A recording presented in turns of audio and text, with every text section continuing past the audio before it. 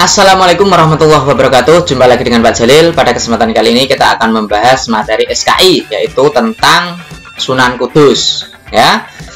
Biografinya bagaimana akan kita bahas pada kesempatan kali ini.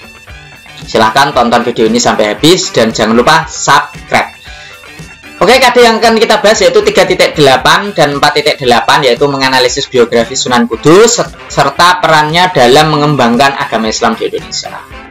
Yang 4.8-nya adalah mengorganisasi kembali peran Sunan Kudus dalam mengembangkan Islam di Indonesia. Oke, langsung saja kita bahas. Untuk yang pertama adalah tentang profil Sunan Kudus, yaitu nama lengkapnya adalah Syed Ja'far Shodiq Azmat Khan. Beliau lebih sering dikenal dengan nama Sunan Kudus. Nah, ini adalah, ya, Sunan Kudus adalah salah satu penyebar agama Islam di Indonesia yang tergabung dalam Wali Songo.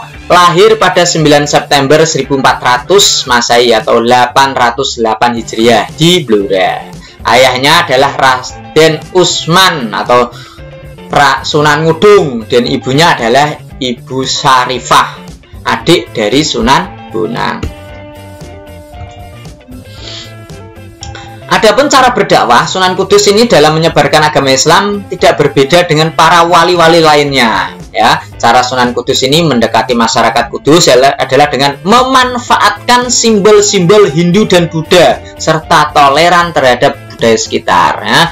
Pada waktu itu di daerah Kudus itu banyak sekali orang-orang yang beragama Hindu dan Buddha, sehingga beliau itu memanfaatkan simbol-simbol tersebut untuk menyebarkan agama Islam.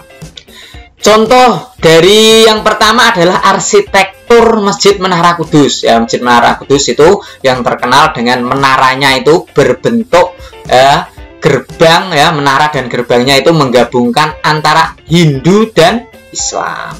Jadi ada masjidnya, ada menaranya. Nah, menaranya itu berbentuk bercorak Hindu. Nah, yang kedua, cara berdakwahnya adalah pada padasan atau wundu. Tempat wundu terdapat pancuran berjumlah 8.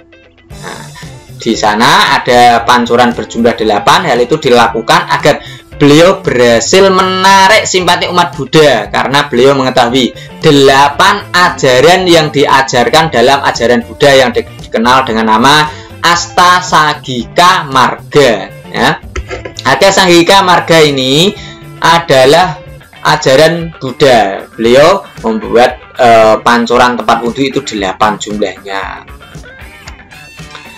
Kemudian yang ketiga adalah selalu mengadakan acara beduk dandangan. Acara beduk dandangan ini dilakukan sebagai cara dilakukan untuk menunggu kedatangan bulan Ramadan, ya. Jadi sebelum ada bulan Ramadan itu diadakan dandangan di Kudus. Beliau menabuh beduk dengan keras dan berkali-kali agar para jamaah datang ke masjid dan diberikan pengumuman hari pertama puasa itu dandangan. Sampai sekarang tradisi itu masih dilaksanakan di daerah Kudus, yaitu tentang tradisi dandangan. Bahkan seminggu sebelum puasa itu diadakan dandangan di daerah Kudus.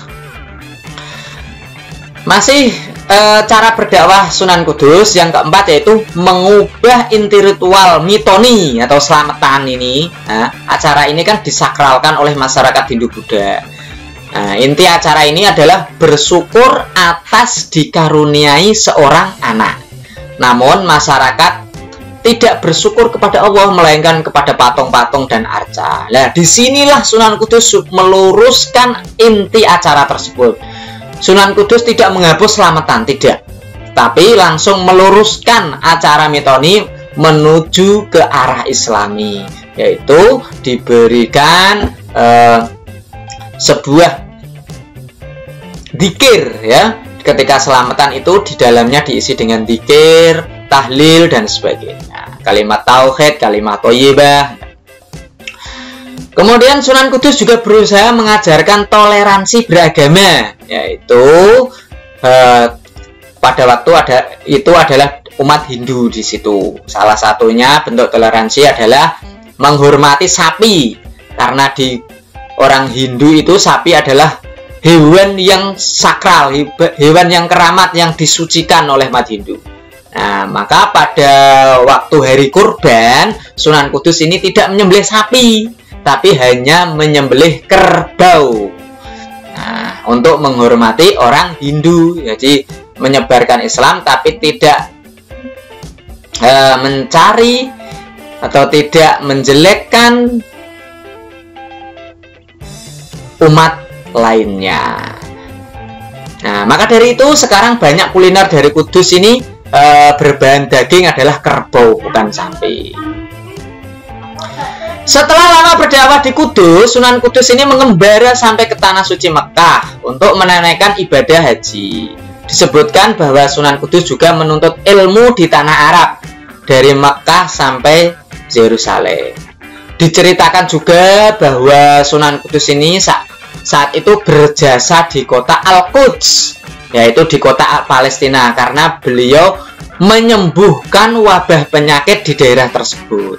Maka atas jasanya beliau diberikan hadiah, yaitu berupa prasasti tertulis pada batu yang ditulis dengan huruf Arab kuno, dan sekarang masih terdapat di atas mihrab Masjid Menara Kudus.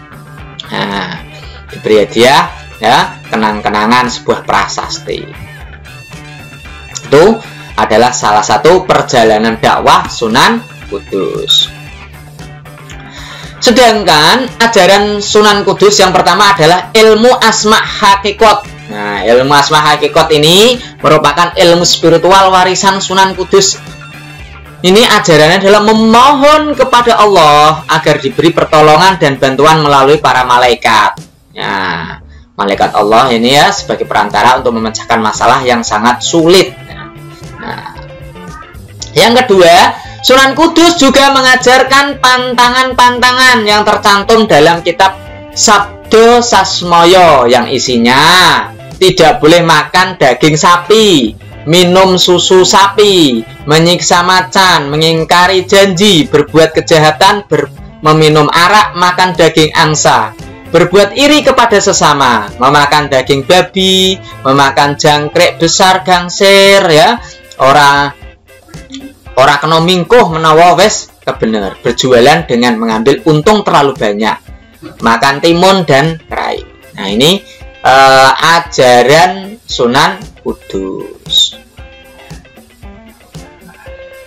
Sedangkan keistimewaan Sunan Kudus ini memiliki sebuah badong sakti atau rompi, ya, memiliki badong sakti yang diberikan oleh Sunan Gunung Jati, ya.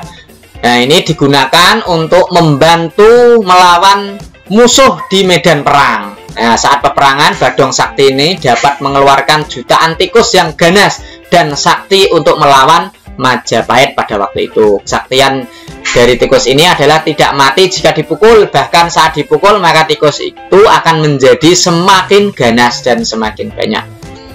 Oke. Keistimewaan selanjutnya yaitu memiliki sebuah peti. Nah, peti ini bisa mengeluarkan jutaan lebah yang sangat ganas, sehingga banyak prajurit musuh pada waktu itu adalah Majapahit yang tewas disengat oleh lebah sakti ini. Kemudian diceritakan bahwa Sunan Kudus juga mampu memporak-porandakan lawan yang ingin mencelakainya hanya dengan memutar tasbih miliknya, ya, memutar tasbih sehingga menimbulkan badai di sekitarnya. Nah, ini adalah salah satu atau beberapa keistimewaan Sunan Kudus, dan sebenarnya masih banyak lagi yang belum diketahui oleh sejarah dan oleh kita. Silakan, ya. Nah, jadi Sunan Kudus ini beliau berdakwah dengan sangat toleran terhadap budaya-budaya setempat, ya, sangat menghormati budaya setempat. Nah, jadi tidak membuang budaya tersebut, tapi menyisipi dengan ajaran-ajaran Islam. Oke, akhirnya beliau wafat, ya, Sunan Kudus ini wafat pada tahun tanggal 5 Mei, ya, tahun 1550 Masehi, ya. Ini beliau meninggal dunia saat menjadi imam masjid, ya, imam sholat subuh di Masjid Menara Kudus. Ya, beliau itu meninggal dunia saat sujud dalam posisi sujud. Beliau meninggal kemudian dimakamkan di lingkungan Masjid Menara Kudus. Oke ya. Selanjutnya untuk tugas pengetahuan, silahkan ya. Siapa nama ayah ibu Sunan Kudus, terus apa hubungan kekerabatan antara Sunan Kudus dengan Sunan Muria dan Sunan Bonang, terus bagaimana cara dakwah Sunan Kudus, sebutkan 2 contohnya saja, terus apa saja jasa Sunan Kudus ketika berada di Palestina, jelaskan, sebutkan 2 ajaran Sunan Kudus, terus apa keistimewaan yang dimiliki oleh Sunan Kudus, terus kapan Sunan Kudus itu lahir dan wafatnya, yang terakhir di mana letak makam Sunan Kudus. Silahkan ya, itu tugasnya ya. Tugas ini silahkan diselesaikan, kemudian bisa dikumpulkan di Classroom. Demikian pertemuan pada kesempatan kali ini ya. Saya akhiri, silakan mencari referensi-referensi yang lain. Saya akhiri, assalamualaikum warahmatullahi wabarakatuh.